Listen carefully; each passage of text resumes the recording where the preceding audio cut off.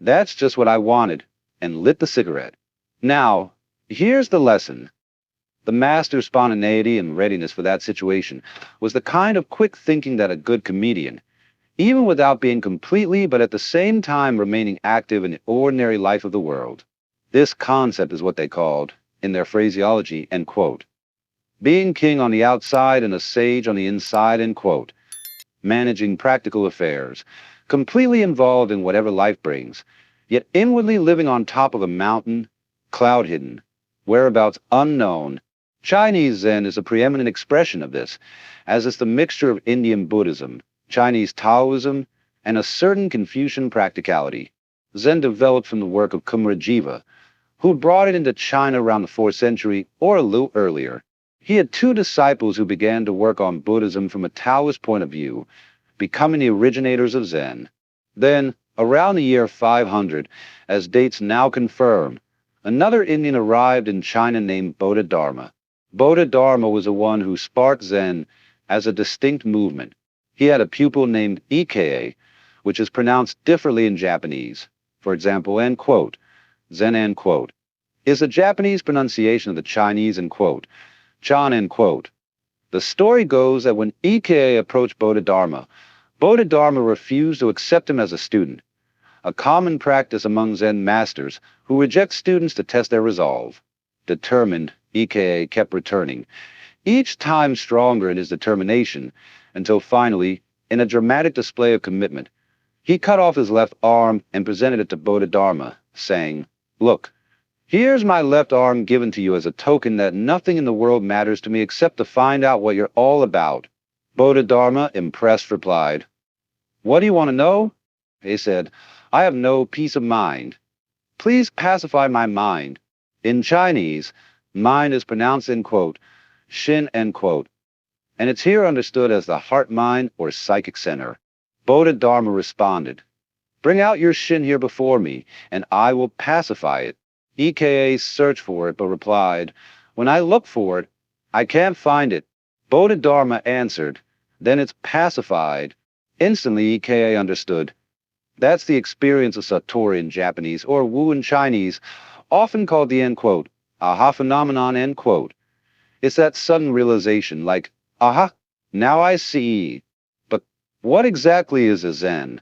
In Chinese, the character for end quote, Zen end quote, translates from the Sanskrit word end quote, jnana end quote. It's pronounced chan in Chinese and then Zen in Japanese, yet it is untranslatable into English.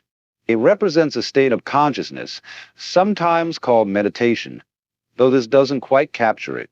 The Chinese have different words for concentration or contemplation. I prefer to call it total presence of mind. Consider a person who is completely end quote. Here, end quote, someone who isn't fazed. Imagine a person so fully present that you can't rattle them. In Zen, this concept is vital. In Buddhism, one strives to live without attachments. This doesn't mean abandoning a good appetite for dinner. Rather, it means ceasing to cling. For instance, if someone approaches you on the street and asks, "Are you saved?" many feel embarrassed by such a question, as it's often asked by strangers seeking conversion. But in Zen, this is the perfect moment to respond to the most embarrassing question. However, in Zen, one doesn't give a philosophical answer. Instead, practical answers are given. If asked about matters sacred and philosophical, the Zen answer might involve everyday things like, "I had a boiled egg this morning."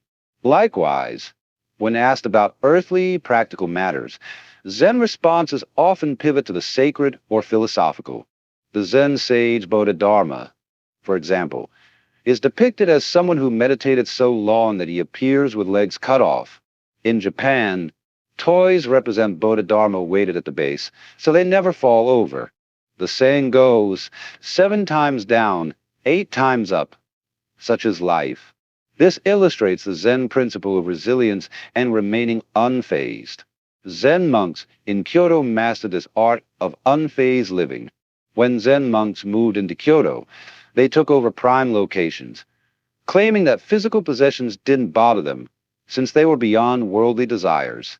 This challenged local daimyo and nobility who, realized the Zen monks couldn't be terrorized or intimidated.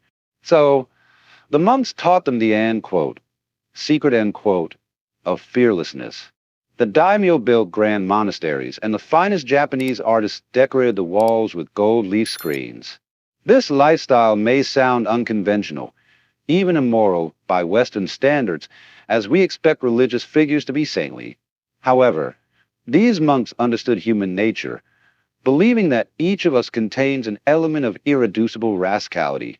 This idea, present in other traditions as well, suggests that God created this rascality, and it's part of our makeup. Even affectionate expressions among close friends often involve good-natured teasing. There's a Zen poem that says, "When two Zen masters meet on the road, they need no introduction. When a thief meets a thief, they recognize each other instantly." This reflects a Chinese philosophical view that human nature is inherently good. And even our rascality contributes to our essence. Saints who strive to be pure, eradicating all selfish thoughts, often become threats to themselves and others. True Zen masters retain a sense of humor and humility, fully understanding that human needs and desires are natural. In Zen art, sages are often depicted as looking like bums or jesters. The laughing Buddha, with his immense belly and a bag filled with random items to give away, represents the old robe admired by the Chinese. This character is seen as the free man, or in Western terms, the Joker. Zen developed in China during the Tang and Song dynasties, reaching its golden age between 713 AD and approximately 1200 AD. This was a time when Zen profoundly influenced Chinese poetry, painting, calligraphy, and scholarship. Around 1200, it began to shift to Japan, where it underwent a new development, eventually fading in China and slowly growing in the West. One way to sum up what Buddhism is about is to look at the word in quote, Buddha end quote, which is derived from the Sanskrit root in quote, Bud end quote, meaning end quote, to be awake end quote. So, the Buddha is the awakened one, the man who woke up. But what did he wake up from? Well, it was a kind of dream, or what we might call a state of hypnosis. I'm using in quote, hypnosis in quote, here in a rather old-fashioned sense, as a state of being entranced, spellbound, fascinated. In Sanskrit, this is called avidya. Vidya meaning knowledge and a as the prefix for end quote, not end quote. So, avidya means ignorance or end quote, not seeing end quote, a form of ignoring. Imagine, for instance, how a chicken's beak can be fascinated by a chalk line drawn in front of it. That's avidya. Similarly, our minds were hypnotized into the notion of attending to life only by conscious attention, by focusing on things with a end quote, spotlight end quote, to the exclusion of a end quote, floodlight end quote. In this way, we began to imagine ourselves as separate individuals, a view known in Buddhism as Atman or end quote, the view of separateness end quote. The Buddha, however, overcame this illusion, awakened from that state of hypnosis, and realized that, well, I can't put what he realized in any positive terms. And this is a key thing about Buddhism. Everything in Buddhism sounds negative. Let's suppose you encounter a Buddha. All of them lead people into awakening. One of the modern-day figures often regarded as a Buddha is Krishnamurti. He would challenge everyone's beliefs, asking, "Why do you believe this? Why are you holding on to that idea?" And he shows people that they're fixed ideas. The things they cling to are actually spurious. And then suddenly, you get a sort of vertigo. You feel as if the ground has disappeared from beneath you, as if you're standing on nothing but empty space. You realize there's nothing to hold on to. And in this way, Buddhism teaches that clinging to anything, even suffering, even religious doctrines, leads to unfaith rather than faith. Faith in Buddhism is about letting go, not holding on. Buddhism or end quote, the Dharma end quote, means the end quote, method end quote, not end quote, the law end quote. This method is designed to knock the stuffing out of you, to take away everything you cling to and cleanse you of all beliefs and ideas. So, Buddhism has no doctrines you end quote, have end quote, to believe in. You can come from any background, whether you're Roman Catholic or a logical positivist. Both are, in a way, clinging to something. And Buddhism's approach is to knock out the underpinnings of whatever you're clinging to.